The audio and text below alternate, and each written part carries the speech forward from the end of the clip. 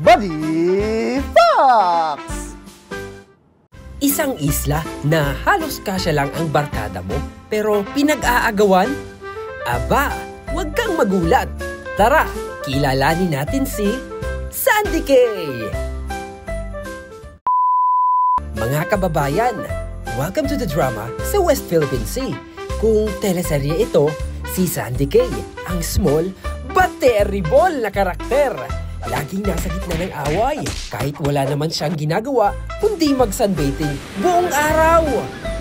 So, ano ba si Sandy Cay? Hindi siya desert, ha?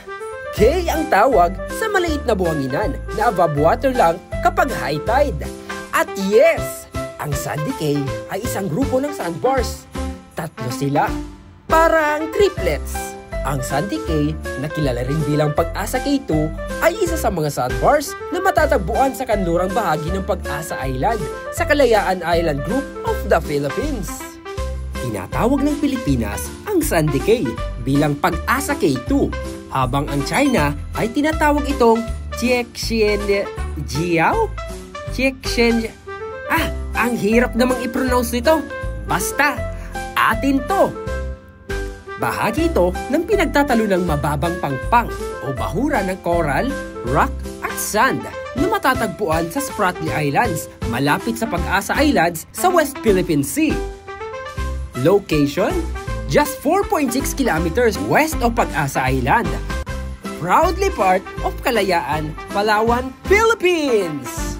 Pero teka, may gustong agawin siya? Sino kaya?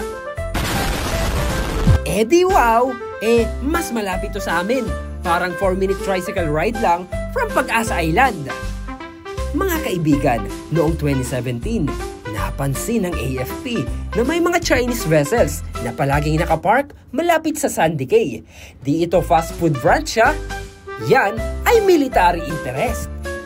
Noong nakaraang buwan lang, i-display ng Philippine Navy, Philippine Coast Guard at Philippine National Police Maritime Group ang watawat ng Pilipinas sa Sandy Cay sa Interagency Maritime Operation para kontrahin ang narrative ng China sa lugar.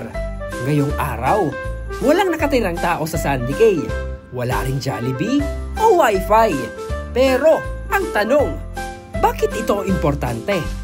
Dahil sa sovereignty at sa yamang dagat, fisheries, oil, gas at strategic location. Parang real estate sa BGC, pero mas salty. Sa pamamagitan ng pagtaas natin ng ating watawat sa lugar, muli nating iginigiit ang ating sovereign rights sa Sandy Cay. Mga kababayan, habang tayo natatawa, huwag nating kalimutan. Ang bawat butilang buhangin sa Sandy Cay ay parte ng ating karagatan at karapatan. Know your sand, know your stand. Sa muli, ako si Buddy para sa Buddy Facts! What? Buddy Fox!